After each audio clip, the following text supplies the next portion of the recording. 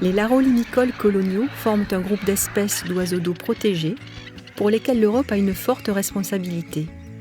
Au total, 9 espèces appartenant à 3 familles, les laridés, les sternidés et les limicoles, font partie de ce groupe.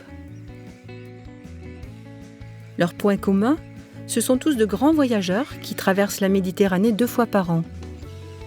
Ils passent l'hiver sur le littoral sud de la Méditerranée ou sur les côtes et les zones humides intérieures d'Afrique de l'Ouest, ou parfois même en Afrique du Sud. Ils arrivent dès le printemps sur les façades maritimes européennes. Le littoral méditerranéen français, par sa situation géographique entre l'Afrique et l'Europe, est une étape majeure pour ces oiseaux migrateurs. Il a de ce fait une grande responsabilité pour leur conservation. En effet, pour certaines espèces comme le goéland railleur, le goéland dodoin et la sterne ancelle, ils constituent leur unique lieu de nidification en France. Dès leur arrivée au printemps, un seul objectif les anime, se reproduire dans les meilleures conditions. Pour cela, il faut trouver un espace où installer les nids, peu éloignés de leur source de nourriture, à l'abri des prédateurs, des aléas climatiques et du dérangement humain. Ces oiseaux se rassemblent pour nicher et forment de véritables colonies. Ainsi, sur un même lieu, on peut rencontrer des espèces différentes, comme ici, ces mouettes rieuses qui côtoient les goélands railleurs, ou encore cette sterne ancelle qui a installé son nid au milieu d'un groupe de mouettes mélanocéphales. De véritables stratégies sont mises en place pour cohabiter sans se gêner et sans rentrer en compétition, notamment pour l'alimentation. Selon leur taille, ils parcourent des distances plus ou moins éloignées de leur nid pour pêcher. Ainsi, la plus petite des sternes, la sterne naine, ne s'éloigne pas plus de 5 km, car elle ramène les poissons un par un, effectuant d'incessants allers-retours vers le nid, alors que la sterne kojek peut aller pêcher jusqu'à 20 km de la colonie. Ils ont des régimes alimentaires et des techniques de nourrissage différents. La mouette rieuse et la mouette mélanocéphale prélèvent invertébrés aquatiques et terrestres qu'elles stockent dans leur jabot et les régurgitent directement au nid. Les sternes naines, pierre-garin ou kojek, consomment des petits poissons et crustacés. Les avocettes amènent leurs poussins dès l'éclosion vers les secteurs de vasières où elles extraient avec leur bec en forme de sabre, vers de vase, crustacés et insectes. Enfin, ces oiseaux choisissent différentes zones d'alimentation. Certaines espèces, comme les mouettes et la sterne ancelle, privilégient les marais, rizières et prairies humides à l'intérieur des terres. D'autres, comme l'avocette élégante et le goéland railleur, préfèrent pêcher sur les lagunes ou les salins. D'autres encore, comme la sterne kojek et le goéland dodoin, sont exclusifs. La mer pour unique lieu de pêche. Les larolimicoles nichent au sol, ce qui les rend vulnérables. Les œufs sont posés à même le sable. Une petite cuvette creusée, parfois quelques branches font usage de nid. Attention, car si ce mimétisme leur permet de se fondre dans le milieu naturel, se faisant discrets aux yeux des prédateurs, ils le sont aussi pour les pieds des promeneurs, qui risquent de les écraser. Les îlots, que l'on trouve dans les marais, les lagunes et les salins, mais aussi les arrière-plages pour la sterne naine, ont leur préférence. Ces lieux sont essentiels pour leur conservation.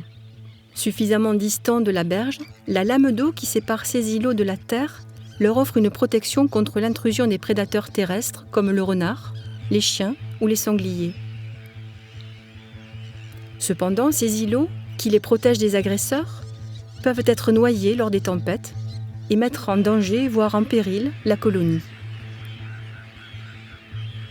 Ces espèces nomades sont peu fidèles à leur site de nidification et d'une année sur l'autre déplacent leur colonie. Elles ont besoin d'un territoire vaste sur le pourtour de la façade méditerranéenne française.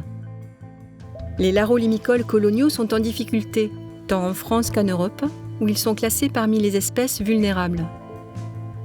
En cause, des conditions défavorables qui diminuent le nombre de sites où installer leurs colonies. Les grands travaux d'aménagement de ces dernières décennies, tels l'urbanisation, la construction de nombreux réseaux de communication, ont contribué à la réduction des zones humides littorales. L'espace a été fragmenté par ces aménagements, isolant les sites potentiels les uns des autres.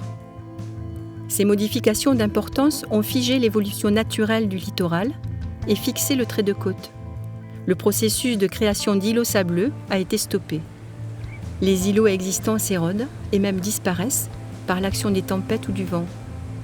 Dans certains cas, la végétation a complètement envahi l'espace. Il ne reste plus de place pour nicher. D'autres menaces, occasionnées par manque d'informations ou de connaissances, peuvent mettre ces espèces en danger. Ainsi, des dérangements nombreux et répétés lorsqu'elles nichent les amènent souvent à délaisser leur nid, diminuant les chances d'éclosion. Sur les sites où les niveaux d'eau doivent être gérés, une gestion inadaptée peut entraîner des dégâts considérables pour les colonies présentes. À ces menaces s'ajoute l'expansion d'une espèce concurrente, le goéland leucophée, qui colonise les îlots les plus favorables, au détriment des autres espèces qui doivent trouver d'autres lieux pour installer leurs colonies.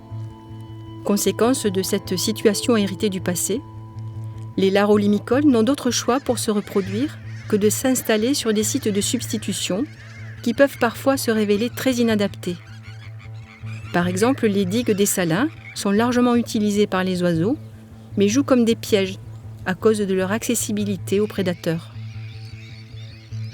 De ce fait, le succès de reproduction de certaines de ces espèces peut être altéré, mettant en péril leur conservation à long terme.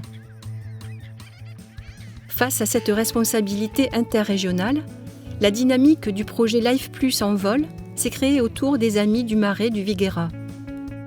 5 ans, un réseau de 9 sites Natura 2000, comprenant de nombreux sites du Conservatoire du Littoral, 9 structures partenaires, avec pour point de mire la conservation des larolimicoles coloniaux.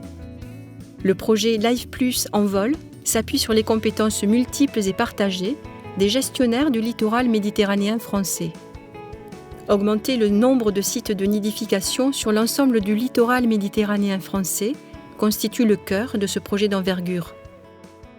Amélioration des connaissances, expertise et suivi, travaux d'aménagement ou de restauration, mais aussi campagne de sensibilisation et d'éducation à l'environnement. Autant d'actions pour lui donner vie et renforcer la mise en réseau des gestionnaires de ces espaces littoraux. La création d'îlots ou la construction de radeaux est le point essentiel de ce projet. Ces actions permettent d'offrir un réseau de sites disponibles sur la façade nord de la Méditerranée. Toute une batterie de tests et d'études est nécessaire avant le démarrage des travaux. Analyse de la salinité de l'eau, relevés topographiques, études bathymétriques, analyse de l'importance du sol, qui permettent de définir l'emplacement optimal des îlots. Pour que ces îlots soient les plus attractifs et efficaces en période de nidification, il faut que le niveau d'eau soit suffisamment haut pour éviter toute prédation terrestre et suffisamment bas pour que la surface émergée soit assez importante pour accueillir les colonies. Les salins, avec leurs systèmes hydrauliques qui assurent la marche de l'eau, sont les plus favorables pour accueillir les nouveaux îlots. Sur ces sites industriels, qu'ils soient en activité ou pas, les gestionnaires bénéficient de ces ouvrages, dont certains doivent être restaurés ou consolidés. Ils peuvent ensuite assurer une gestion fine et adaptée des niveaux d'eau en période de nidification. Sur les sites où la gestion des niveaux d'eau n'est pas possible, ce sont des radeaux, posés avant la période de nidification, qui remplaceront les îlots. Installés sur des secteurs favorables par leur situation géographique et bénéficiant de protection par leur statut, comme des réserves naturelles ou encore des domaines privés, ces radeaux, construits sur place, seront enlevés hors période de nidification. Les 9 partenaires du projet, mais aussi les gestionnaires de ces espaces littoraux méditerranéens français, sont animés par une certitude commune. La conservation des larolimicoles coloniaux ne peut se restreindre à quelques lieux aménagés, mais nécessite un maillage de sites. À ce titre, les terrains du Conservatoire du Littoral jouent un rôle essentiel. C'est ensemble et dans la concertation que cette tâche, impulsée par des programmes tels le Life Plus en vol, doit se développer dans l'espace et dans le temps.